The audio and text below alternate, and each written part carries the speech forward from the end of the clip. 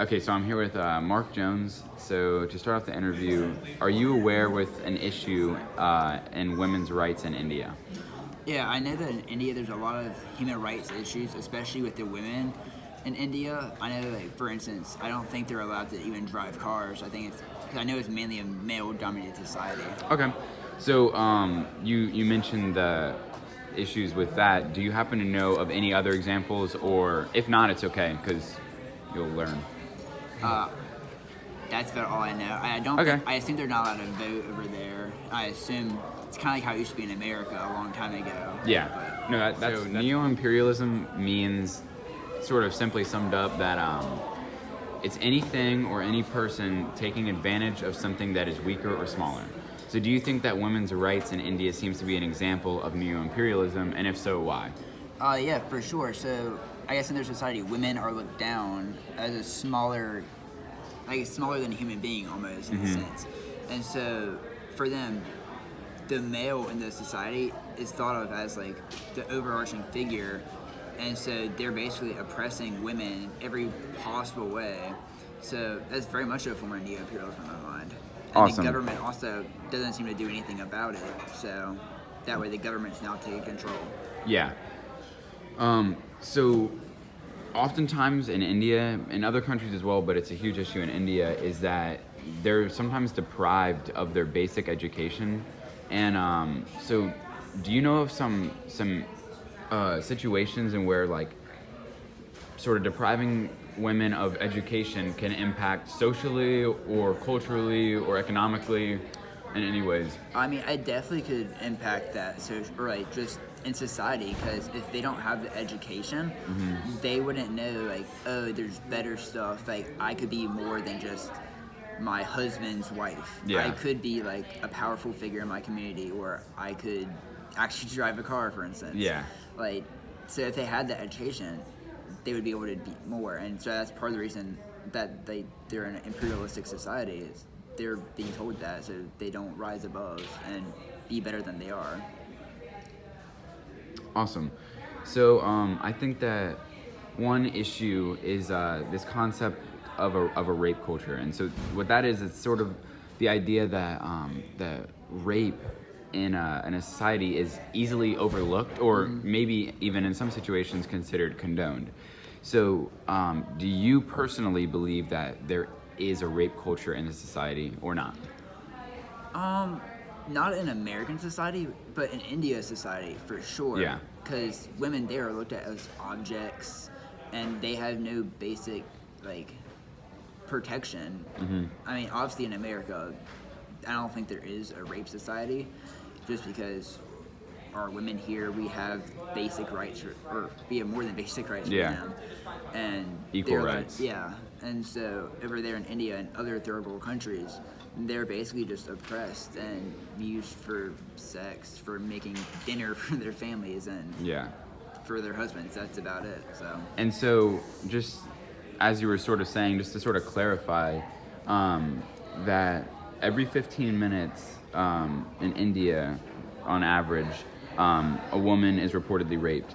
And so if you think about that, every 15 minutes by 24 hours in a day, by 7 days a week, and 52 weeks in a year, that adds up. And in 2012, the number of women raped in India was 24,923. And those are reported rapes, and it's seeming to go up, because in 2014 the number was 37,000.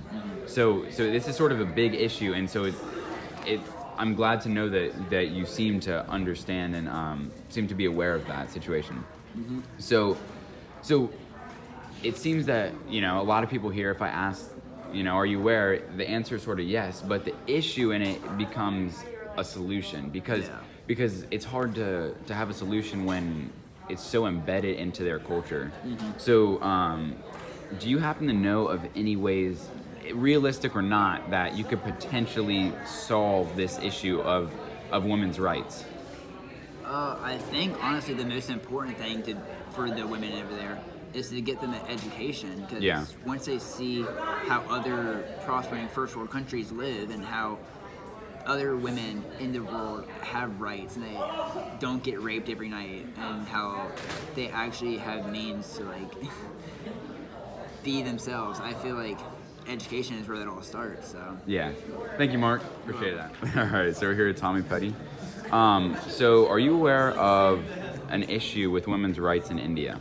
Yeah, I mean, I'm not like well versed in the issue, but I have heard, of problems with sexual assaults or other, problems that happen with women in India.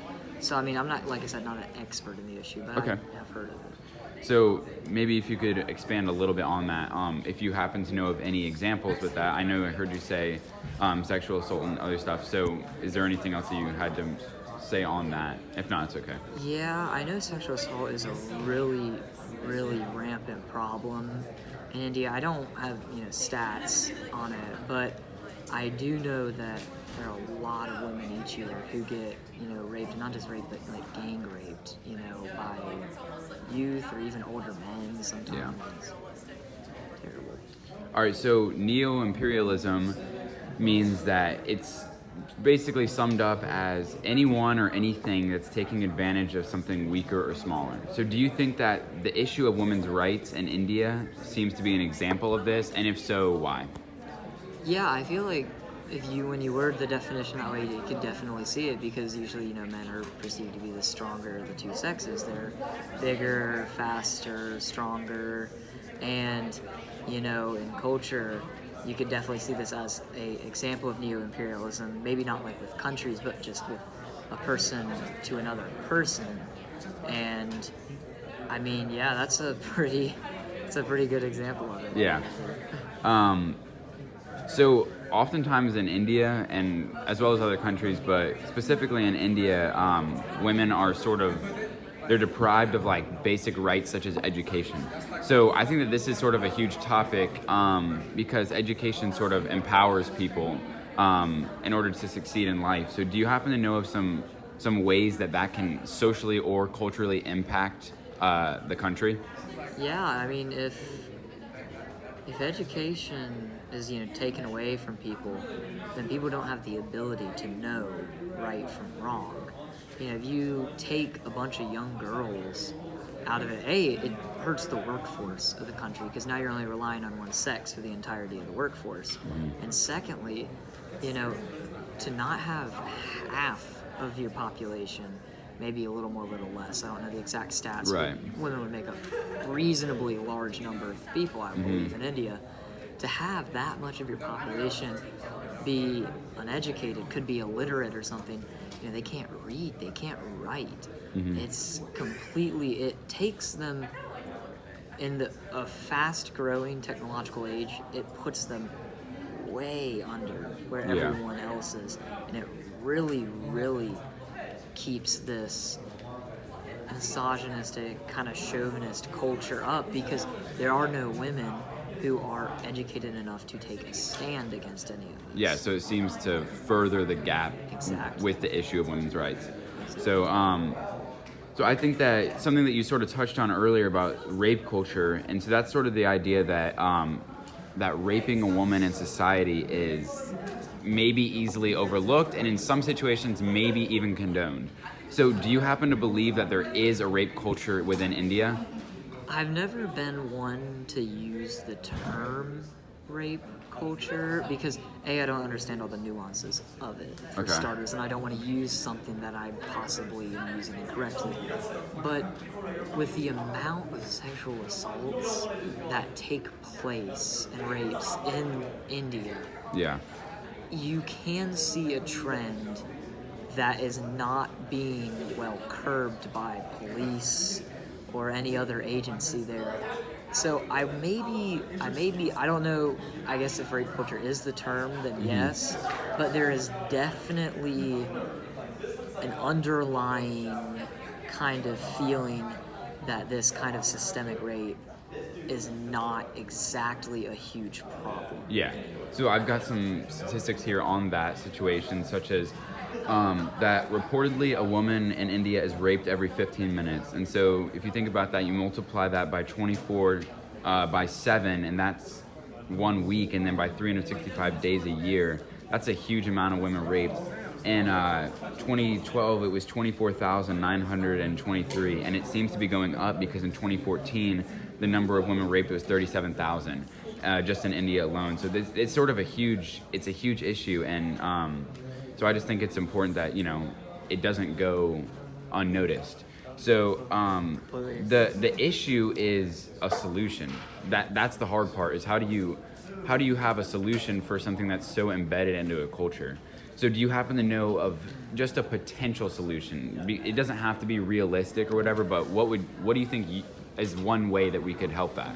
Well, I mean, I've talked with my dad actually on this issue. He's a huge believer in this. I believe it as well, maybe Okay. not as big as him, but I think the education of young women and girls Yeah.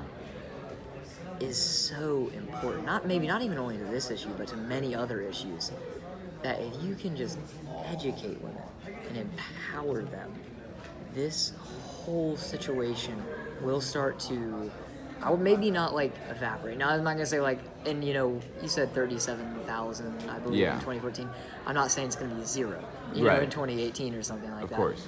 But I'm saying if you educate women and girls and you treat them as equals and you don't, treat them as these lower class citizens,